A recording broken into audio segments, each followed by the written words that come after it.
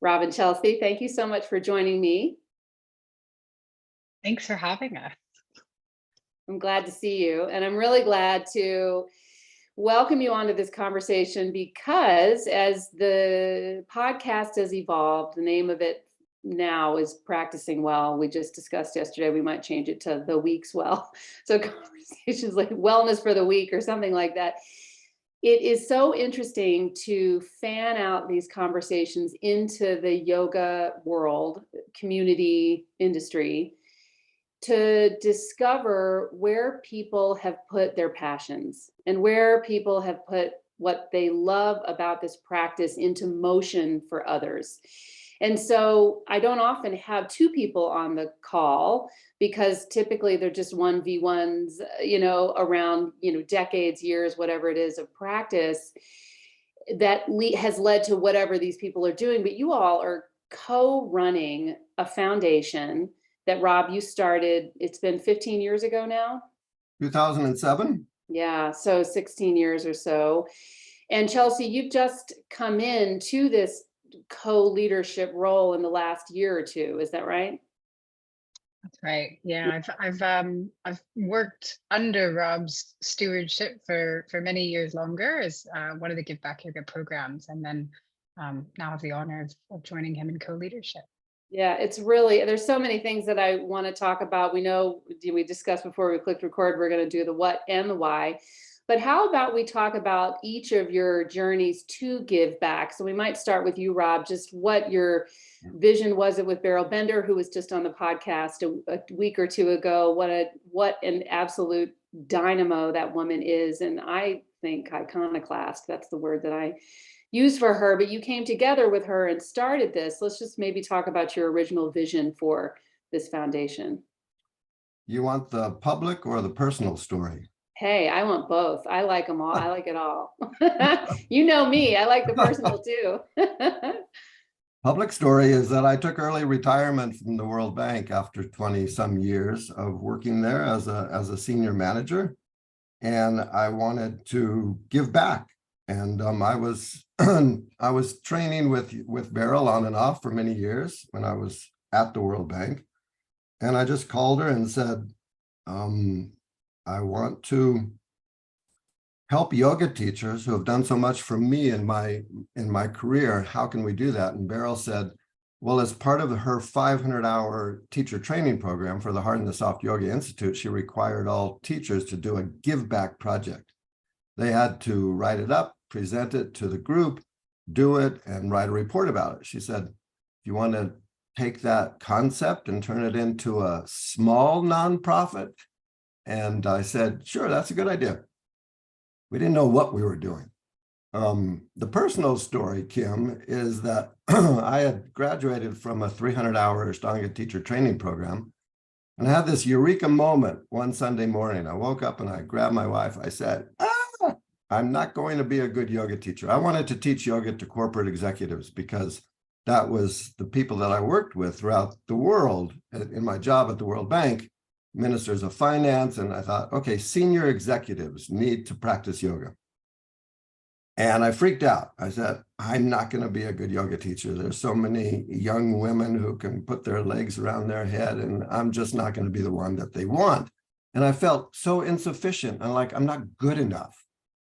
And I walked around that Sunday hiking. I remember I just put my arms out to God and I said, what am I good at? And I said, well, I'm a good networker. Excuse me. I can raise money and I can talk to anyone in the world because that's what I've been doing for 20 some years. So I can use my existing skills to help yoga teachers. And it doesn't have to be teaching yoga to others.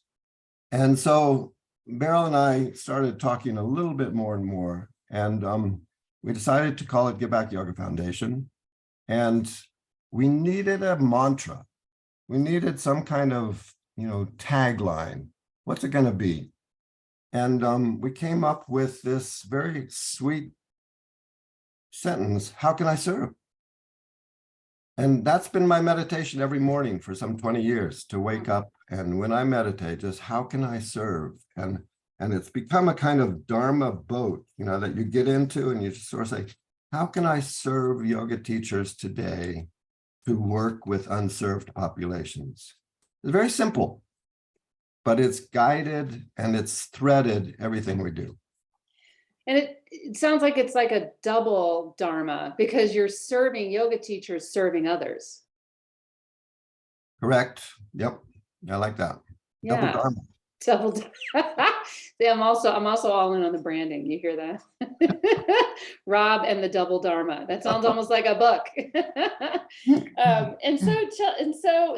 So you and Beryl then, went on and grew this foundation that,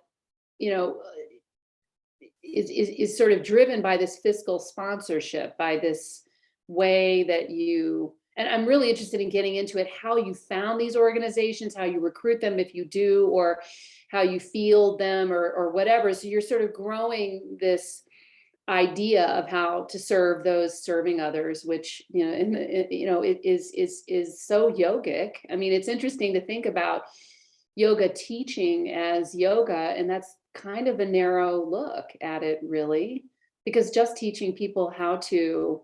I mean, I certainly would take issue with the legs behind the head thing, because that's just a yogagram misunderstanding of what we're really doing here. And, there are obviously the picture books of the 20th century led a lot of people down that road, right? We see all these images, these still images of these dramatic shapes, and think, ooh, that's yoga, which is, God, such a tiny slice of what's really going on there. So you're growing this, and then Chelsea, you give back or hear about it. Maybe tell us a little bit about your yoga journey and how it how you saw the boat and jumped into it, or flagged it down, or stopped Rob and said, can I get on? Yeah, I don't know who stopped who. I don't know if it was me or the other way around. We've done, and maybe we've swapped in those roles every once in a while over the past 10 years. God, I think you actually hit on, Kim, really the essence of give back. You must be good at branding, because our mission is our mission is to bring yoga to all people, especially those who are facing illness and hardship. But the vehicle we do that is by supporting yoga teachers who are doing that work in their community. And I came to give back sort of through that route. We'll celebrate our 10th year, this organization, or this year, under the Give Back Yoga umbrella. So this would have been about 10 years ago. And the long story is that I met Rob because he was editing a book on yoga service, and really people and organizations bringing that to the world. And I was a fledgling yoga teacher, and Rob often says that he looks for teachers with a fire in their belly, and I was certainly that. I was also a bit confused about my life purpose, and embarrassingly ambitious, probably. So I was looking for a way to give back. And Rob and I became friends through that. And I'd had a really severe eating disorder when I was young, and was working in yoga research at that time. And I came to a moment in my life when I realized that really where my heart and my passion was bringing yoga to people with eating disorders, and doing the scientific research, yes, but really doing that from a standpoint of wanting the research to be done so that yoga could be part of the healthcare system, and that anyone who needed access to it could get it. So, being ambitious at that age, I decided I wanted to raise $50,000 in 50 days was my goal on a crowdfunding project, to do a study on yoga and eating disorders. And I started, and I quickly realized that people wanted tax receipts when they made donations. And I knew Rob because I'd edited this book with him, and I called him up and I said, hey, Rob, you run a foundation. Can I maybe, could we you give them tax receipts? You know, I'll bring the money. I said, I'm going to raise $50,000. And I never forget, Rob said, well, if you raise $50,000, sure. That's yeah, right. Yeah. And again, here's the money talks. It's true, but you know, it also was, I mean, maybe, I don't know, Rob, if you actually knew that at the time, but I love a challenge. It was sort of once he said that, I was like, well, yeah, of course I'm gonna raise $50,000. So how'd you do I that? think you should share how you did that, Chelsea. oh gosh. I did, right, exactly. Yeah. Mhm. Well, it was a crowdfunding campaign. So back in the day of Indiegogo, and I raised a significant amount just you know, asking for donations and doing that sort of thing. Probably 19 grand is what I got to. And we were 44 days. I was 44 days into the campaign, and had about 6 days to go. And I hate failing. I could see that I was about to fail miserably. You know, because 19 grand is a lot, but it wasn't enough to do a research study on yoga and eating disorders. So, I mean, it's a long story, but I ended up calling a friend who said, well, you've got to do something crazy. You know, you're gonna have to do something. And I said, well, how about a hunger strike? And he was like, I don't know if that's really, you know, aligned with your mission. I was half joking, of course, but Yeah. I decided to do a yoga strike, is what he suggested. He said, why don't you get onto a yoga mat in a really public place where you can get some awareness and take a vow not to get off your yoga mat until you've raised the rest of your funds. So I laid a yoga mat down on a rooftop in downtown Santa Monica, and I camped on that rooftop for 5.5 days. Oh, wow. Yeah. Yeah. And so did you film yourself being there, or did you just This sort of is- like video cam yeah. it to the This was like before the day. You can live stream anything now on Facebook or YouTube, but there was no live streaming back then. So I set up a video camera, and there was a company called Justin.tv that could live stream stuff. And I asked them to donate live streaming services. And then I asked all the yoga teachers and authors and friends that I knew to come up onto the live stream and talk about their experience with eating disorders and talk about their experience with yoga. And then I, you know, had a big sign. I mean, when people would walk by, I'd ask it, and it caught people's attention, and $50,000 came in with the help of a small family foundation helped as well that supported us every year since. And I think I was able to raise those funds in part, or at least in part, because of Give Back, because Give Back had respect and legitimacy as an organization. And there was especially for that foundation, there was a sense of, okay, if this organization is starting under this umbrella, we know there's oversight. And to this day, I think that's one of the things Give Back Yoga does, is it helps small organizations, small seedling, sometimes they're not even organizations, sometimes it's a yoga teacher with a passion with an idea to get right, started. Right. Yeah. That's how I came on board. Flashy. One little minor qualification of Chelsea saying that we became friends when she was copy editing that book. She's a very critical, harsh copy editor. Does that mean we weren't friends?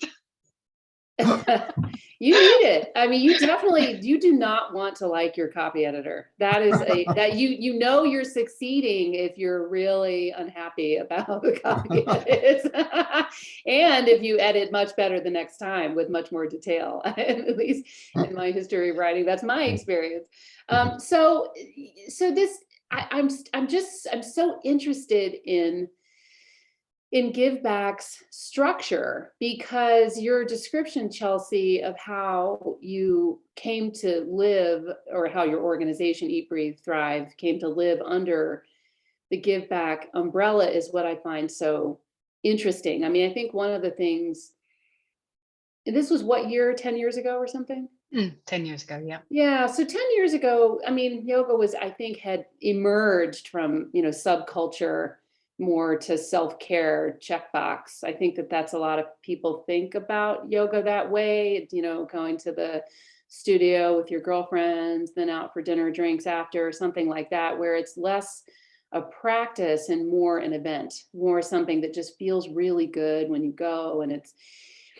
And so it seems to me that those of us working in the yoga field, day in and day out, tirelessly for the greater good, for especially those people who don't have that privilege of spending money on a yoga class, and then 3 times that on some event that happens after that event. I mean, that's an expensive afternoon, evening, even if you're just going to yoga. And so few people really have that option. And so you all have brought under your umbrella these seedling organizations, as you say, Chelsea, who have this broader, wider goal. How have you found these people? How have you, I mean, I know the story is sort of, I don't know, circumstantial, I guess, copy editing to co-executive-ship, co-copy editing or whatever it is, to co-executive-ship, which I'd like to get to. But, how did you figure that out? And Chelsea, how did you work within Give Back toward the role you have now? Tell me a little bit about the portfolio, the work that you do. Rob, do you want to say first a bit about how some of the other fiscal sponsees came on board and who they Sure. are? Well, we started out with the Prison Yoga Project, and then Eat, Breathe, Thrive, and Yoga of 12-Step Recovery. Okay. Yoga for Cancer, and Mindful Yoga Therapy for Veterans. Mm. They all came to us, or we had conversations. It's a small world out there. 10 years and 15 years ago of people doing yoga service work. And again, it's a question of identifying yoga teachers with a fire in their belly who really are able to articulate and are passionate about what the work that they do and are able to scale that work at a local level, nationally, and now internationally. So for many years, Kim, we just stayed with these 5 organizations, worked with them closely, became somewhat of a family underneath the Give Back Yoga umbrella, and consciously said no to others who wanted to come underneath the umbrella because we wanted to go deeper with what we had.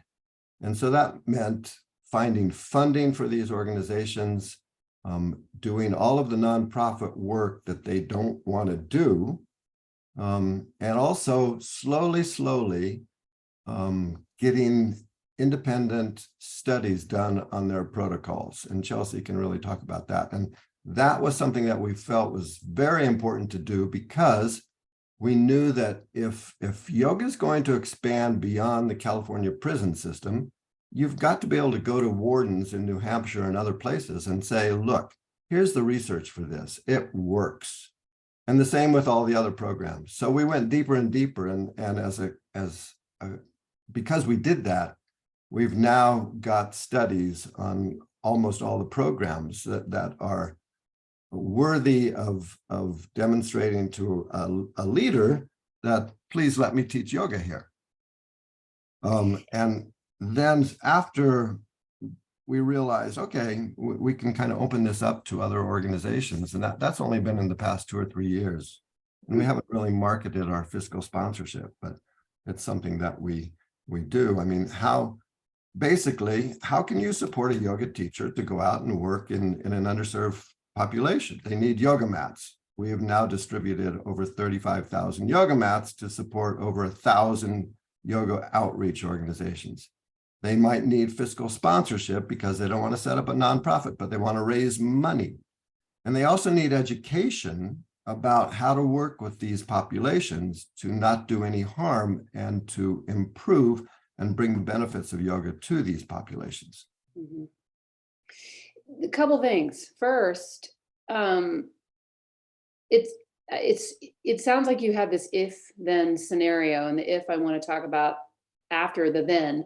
And so it's like, if we decide we're going to sponsor this organization, then we support them in a variety of ways, not least of which is through figuring out how to get scientific research to underscore their efforts, right? Correct. Mm-hmm. So and there's more than just that then, but the if is like, if we want to work with them, you and I in a separate conversation have been talking about the why, and does the why make you cry, And so is that a decision tree that you go through with your organizations? Like, how have you known or learned, or is it just in the gut that these organizations have a why that makes you cry, and that will be, first of all, these 5 organizations that you've worked with for 10, 15 years, but then now as you fan out to others, is that how you think about it? I would say, Kim, that it's a little bit broader than that. These are all organizations that are addressing major socioeconomic problems in this society. And they have an opportunity to reduce the costs through effective interventions, and really to change behaviors and institutions, and be a kind of wedge that goes into an agency and says, this works and it's much cheaper. And these are the benefits of it. So that's part of it. Looking, and in the end, fiscal sponsorship really boils down, Kim, to trust. We trust these entities as if they're family members, and they're not going to stab us in any kind of way. And isn't that what all good relationships are based on? Totally. Solid trust and understanding that we can work together, give of each other, and receive from each other as well. Mm-hmm. And Chelsea is probably one of the best story of doing that kind of research. So I'm going to pass it to you, Chelsea. Speaking specifically to the scientific research, I guess I just want to speak to what you were just saying, Rob, and maybe it answers a question that you've already asked a little bit, Kim, which is that I think one of the things that I got as a fiscal sponsee of Give Back Yoga, and still do to today, is that exchange, and not just an exchange with Give Back Yoga of, okay, so I don't have to go and set up my own nonprofit, which probably wouldn't be that hard at this point. It's just there's a reason I'm sticking with the organization is within Give Back Yoga. It's not just, okay, I don't feel like doing the bookkeeping and admin, which might have been what brought us there originally. It's, we're working with this family of organizations that, while they may work with what seems on the outside like a very different population, we're all kind of going through the same growing pains as a nonprofit. So how do you train teachers effectively? How do you conduct scientific research? How do you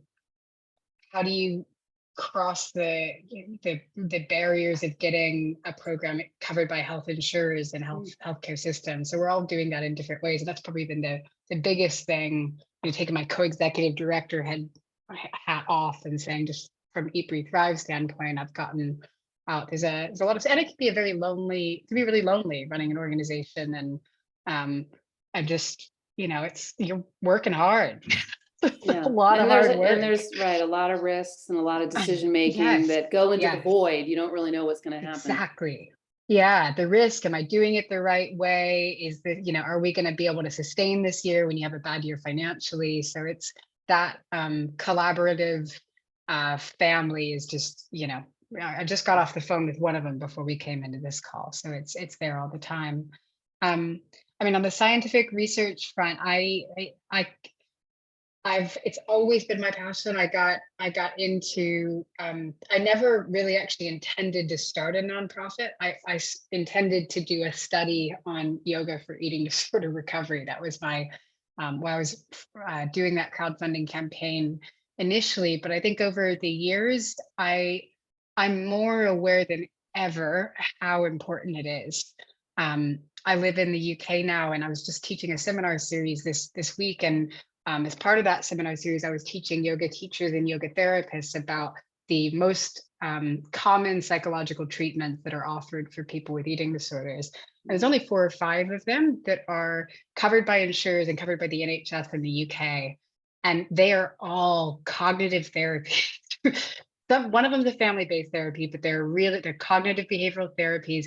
And Tim, the only reason that they are covered by the NHS, that they're credentialed by, celebrated by NICE, which is the clinical commissioning body here, and the APA in the US, is because they have research studies on them. Mhm. That's the only reason. So it's incredibly important. I think because I was working with Give Back Yoga, we were really blessed to get some funding through Lululemon. So Lululemon came to Give Back Yoga and said, we want to fund yoga nonprofits. And then that meant that each of the fiscal sponsees could start to build that relationship. And I recognized at that point that if I wasn't sitting on a roof raising $50,000 that way, it was going to be really hard to get money to do scientific research on yoga. I wasn't going to get it through the NIH or the NSF because it's quite French. So I delivered I think I've become less ambitious. I've gotten older. I still look back at this. I was like, wow. But I wrote a proposal and then I cornered them actually at the Omega Institute. And said, sat down at a picnic table and handed them a proposal on paper. Great. And said, love it. Will you give us a couple $100,000 to do a study? And they gave us a tiny bit less than that, but pretty close. This was Lululemon. This is Lululemon, the Here to Be program. Yeah, they've got a social impact arm that has given millions of dollars to yoga and mindfulness nonprofits. Mm-hmm. But we just published, I thought it would be a 2-year initiative. It's been 5 years that we've been working on this, but we published one randomized control trial, which thank God got really good outcomes. I was terrified that, something would go wrong, but it was 8 sites across the US and the UK, which with over 200 people in the sample size, randomly assigned to different groups, which is a very high quality study. We've got 3 more underway, 2 of which have completed data collection and 1 other randomized control trial for any of the nerds listening that care about scientific research. No, there are. Yeah, it means, Sapir Singh Khalsa features on this show because of my relationship with him. And so we've had scientific research is one of the threads of this podcast. So people will love it. I hope I do. So I hope I do. So that's a lot of the what. And so all of your programs have research behind them now, or? I'd say most of them to different. I think the one that we're still trying to get research on is Nikki's, the Yoga 12-Step Recovery. And Prison Yoga has done some great research in different countries. But if there's anybody listening that wants to fund research, we've got some really great programs. I think one of the strengths of each of these organizations that have, again, grown and been nurtured through fiscal sponsorship is that they've trained thousands of teachers in a specific approach, which is what you need to conduct scientific research. Totally. You need something that's standardized and scaled. Mm-hmm. So I think we've done a good bit, and I think all of them are really well set up to do some more, which is.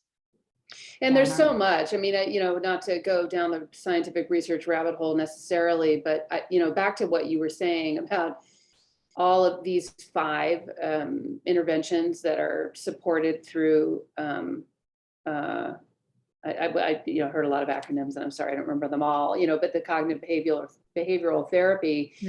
I think the reason this stuff gets studied is because we can make these claims like, it's so great, look at how, but a scientist and certainly anybody responsible for any budget is going to have to look at the bottom line, and the bottom line is just data. And if you're giving them data, conclusive data, then they'll be able to think to themselves, okay, well, the risk of this spend is going to be less because this claim is backed by data and just a bottom line. And regardless of, and of course, RCTs, randomized control trials, are the gold standard, the one you want to go for. But there's also other research out there that, as I've talked with Satbir before, I can't remember how it when the participants sort of self-report, I mean, that's certainly an outside of an RCT sort of standardization, but still self-reported improvement in, for example, mood state or in body image or whatever, also is very compelling evidence that whatever intervention you're claiming works does in fact work, you know? Yeah. Yeah, qualitative studies are Qualitative really, studies. I think that's probably, yeah, where you ask an open-ended question and you say, you know, how did you learn, you sometimes actually we've talked about this, and again, I can talk about research for ages, I but know. a lot of the scales that we use in scientific research, especially for specific conditions, are like with the eating disorder one, it's specifically targeted on cognitions, and they're asking very specific questions about, did you think about did you look in the mirror too much today? Did you think, what we know from yoga is that, you know, this practice affects something way beyond just how you feel when you look in the mirror. And so those qualitative questions sometimes teach researchers the questions they didn't know to ask. You know, how did yoga affect your life? And you might get an answer back there that is, you know, not represented in any of our quantitative scales. Well, and it's so interesting you bring that up, because that's exactly what I was thinking and where I was sort of going with it, back to Rob's like double dharma situation at the beginning of our conversation, because as much as obviously I think the way this boat keeps, you know, sailing down the river into the ocean or whatever is largely or scientific research is going to have a huge part in this century, while simultaneously learning to listen to the things that people say about their own experience in their own body, moment by moment, will also, I think, keep moving the boat down the water, because there's so much in scientific research we don't know. There's so much of the patriarchy that is just sort of blanketing the way we even think about how we research and how we justify decisions that we make. And so the more we amplify people's individual, interpersonal, you know, intersectional experiences, the more I think we will find the truths that will actually transform people's lives through yoga, exactly as you say, Chelsea, because it's such a huge practice. You know, I was just talking, and I want to turn to you, Rob. I was just talking to Eddie Stern. Do you know him? Sure. Yeah, I was just talking to him yesterday because he's coming on the podcast next week. And he was saying, you know, and the thing he's going to come on and talk about is how there are people out there that are like, there's so many different parts of yoga. Yoga's so many different things. He's like, no, it's one thing. It's the cessation of the fluctuations of the mind. It's stilling these, you know, sort of things inside you. And there's so many ways to circle that wagon.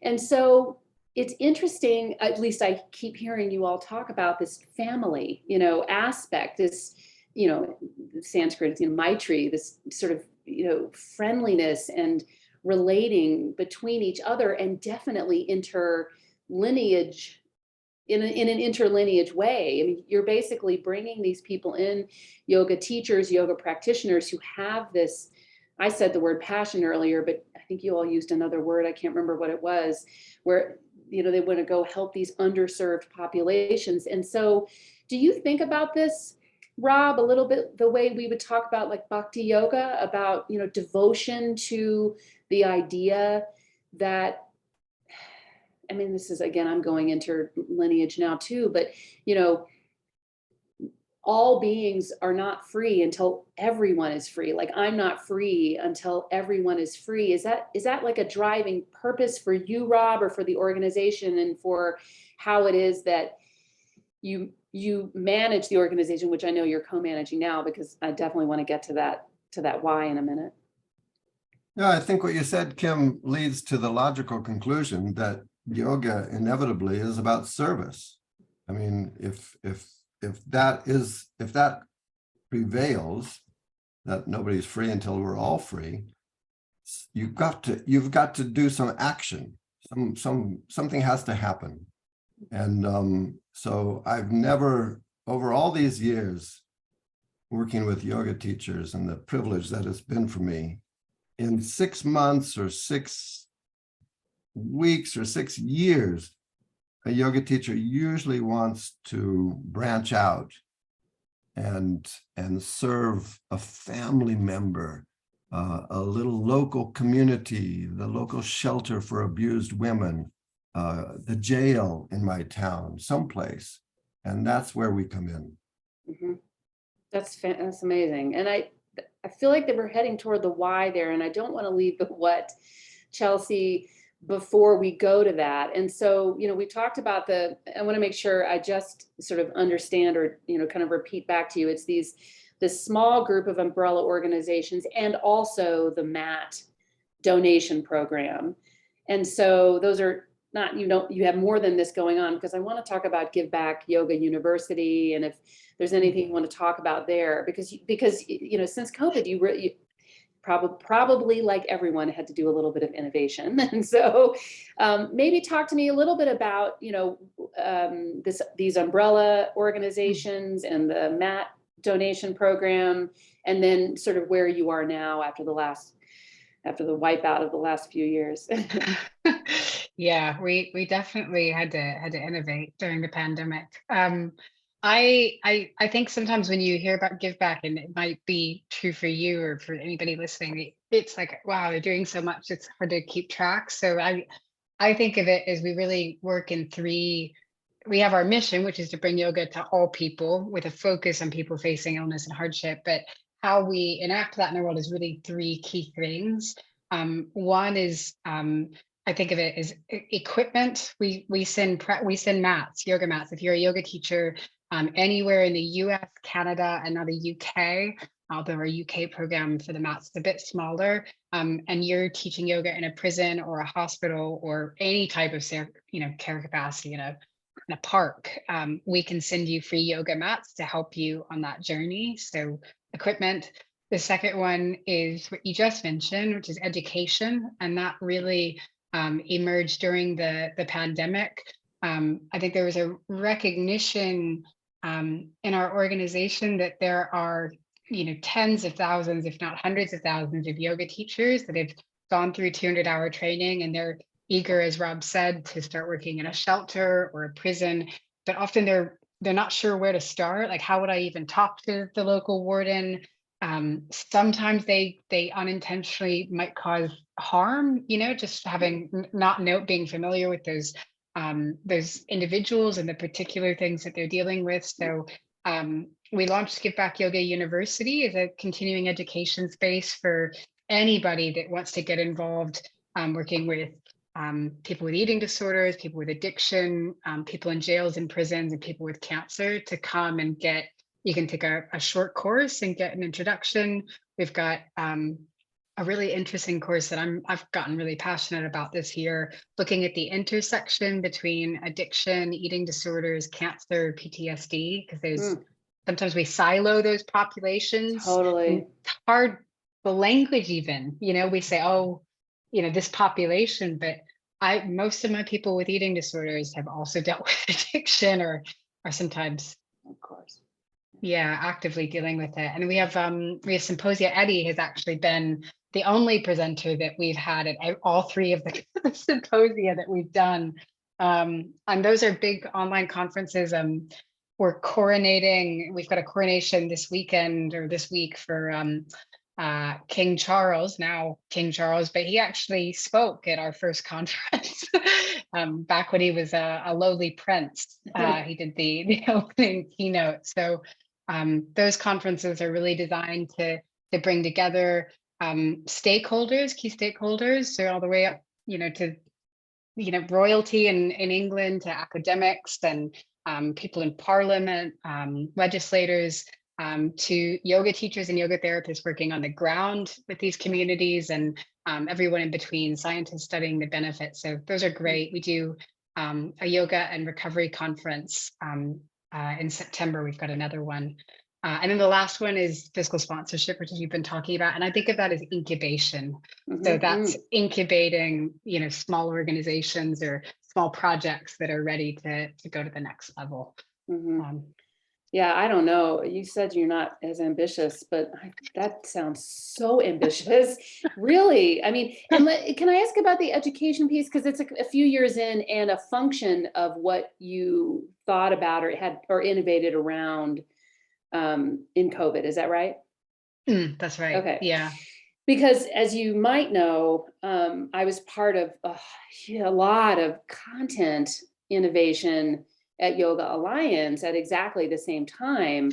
And so there was a lot of thinking at that organization at that time about just providing information and webinars that people on lockdown might yoga teachers and the yoga interested and would like to learn about.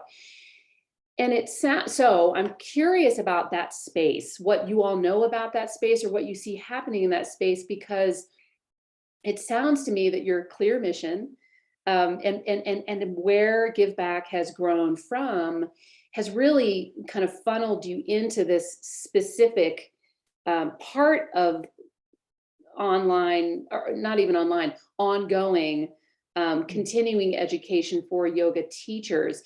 So I guess who else is doing it? What have you all learned? Like, where do you think it's going? Are you going to grow Mm. it?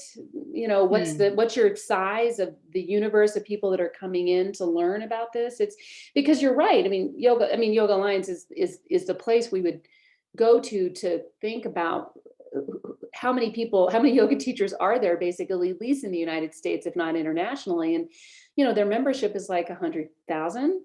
That's a lot of people who have YTT, who are RYT for the most part, 200s. I'm sure there's some 300s and 500s, and most are 200s.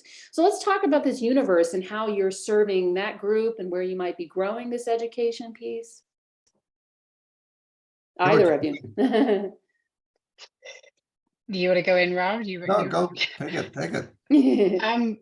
Yeah, we're learning a lot. We launched the first iteration of Give Back Yoga University during COVID, and we were doing. I didn't actually know you were doing those live webinars at Yoga Alliance. I was part of that. And you brought. There were so many people coming to those webinars. It was a great platform. I know it's still going. So we did a lot of live events during COVID, and that was great and exhausting and taxing for our tiny little team to be, scheduling and thinking about the next one. So we kind of hugged back to the middle as we do last year, and we were incredibly blessed to Omega Institute has been. It's just been a sacred kind of I don't know, breeding ground for our organization over the year for things to happen. So we reached out to Omega and asked if they would be willing to donate some space for us to bring our fiscal sponsees to Omega to film some courses that could live more permanently and really do it professionally. So Omega fortunately said yes. And we brought each of these organizations that we've been incubating and nurturing over the years to Omega, and we filmed courses with them. And we said, okay, if we've got a brand new yoga teacher who wants to work in prisons, can you give us a short course to get them started? And then we had one, and it was the intersections one, which I loved, where we said, let's get you together and talk with one another about, for instance, the addiction to incarceration pipeline. Let's talk about these intersections. So we've done that, and we're launching them right now, one at a time. We just launched yoga as a restorative path to rehabilitation, which is I told them that was a tongue twister for me. We launched that yesterday, and we're launching them one at a time. And we've been doing a series of live events every month. And at the first event, we had nearly 800 people there. So that's been great. I think there's a real hunger and desire, hunger for this really substantive. I think there's a ton of yoga teachers, as Rob says, out there with a fire in their belly, and yoga therapists as well. So we're really, I think, it's still growing. And so we're just hoping to get people in the door and let people know that it's out there and the resources are there. But my sense so far is that people are hungry for it and excited to serve. And Totally. yeah, I don't know, Rob, That's how do you great. want to add Well, anything to that? it's so great. And you know, and it to me, this sort of gets back to the why. I mean, it feels to me like that thread has been coming through the whole conversation. But Rob, I'd love to end the conversation by anything else you want to say about that, but then talk about the two of you co-leading this organization and what that is and how you're doing it and what you've learned from it. I mean, the first time we met, Rob, you talked about what a I can't remember what you said, but it was one of the most like animated parts of our conversation. You know, you just almost like eureka, like what a great idea to co-lead an organization with somebody. So let's just land the plane, I guess, with anything else you want to say about what Chelsea was saying and you all co-doing this. I'd sort of ground it in, oftentimes I think of Give Back Yoga as a disruptor in the health and wellness sector. So when you start a yoga class in a low income community, and we serve mats and educate those people, you're disrupting that current structure, which we know has prejudices and inequalities galore. So why not do that at the leadership level? And 3 years ago, the board started to do some research into co-executive leadership models, that are prevailing in the nonprofit and the for-profit sector. I think Harvard Business Review did a study and seemed like there's some good reasons to do it. And anybody listening to this podcast today, Kim, I think will immediately see that Chelsea and I have different skills, we have different experiences, and we have different perspectives. And I think it leads to better decision making. So there's this diversity perspective that you bring into leadership. I think it also provides some continuity of leadership when someone takes a vacation or goes away, or for the future as well, to continue the work and to understand the work and have some institutional memory. And I would say, lastly, what I've learned, especially this past year, is our organization is more inclusive, and it's more of a collaborative workplace because of this model and because of Chelsea. I mean, you referred to the patriarchy. If anybody's watching this podcast, you will see, that I'm part of the patriarchy, and I have decades of experience of certain hierarchical ways of decision making, which is just a samskara living in me, because it's been happening for so long. You report up the chain, you report down the chain, anyway. And Chelsea's style of leadership challenges a traditional leadership model. And so I think we're being innovative in that respect.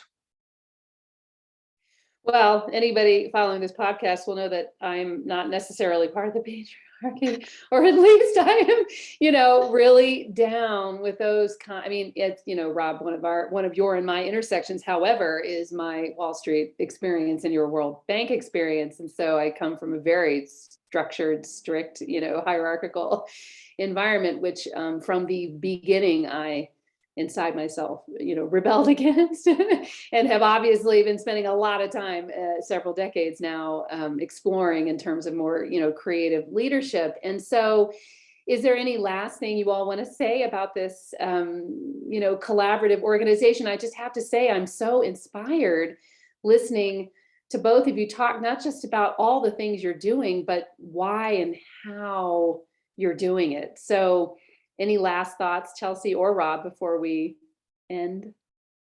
I would say it's not without challenges, this model, but I think if you have two people who can keep going back to the vision and the mission, keep going back to this notion, how can I serve? Then the Dharma boat might get misaligned at certain points. It might come into some eddies, but it'll find its way into right action. The only thing I would add is it's also just a lot of fun. It is. It's a lot of fun, and then I feel like one common thread of our whole conversation has been this collaboration and family, and there being a lot of love there. So especially when there's been moments like during the pandemic where there's it's, oh my gosh, how are we going to make budget this year, or a grant has evaporated, to have someone else there that's holding that with you, and then to have someone else there that you can say, I am overwhelmed, I don't know what to do. You're gonna have to it's sanity supporting. And I think sometimes, in my experience, leadership can especially in a nonprofit, can be incredibly taxing and can lead to burnout. And so for me, it's been sanity supporting and mostly lots of fun. Oh, that's so great. Well, I have to say, an old teacher of mine was quoting his teacher, B.K.S. Iyengar, and who said, the opposite of harming is love.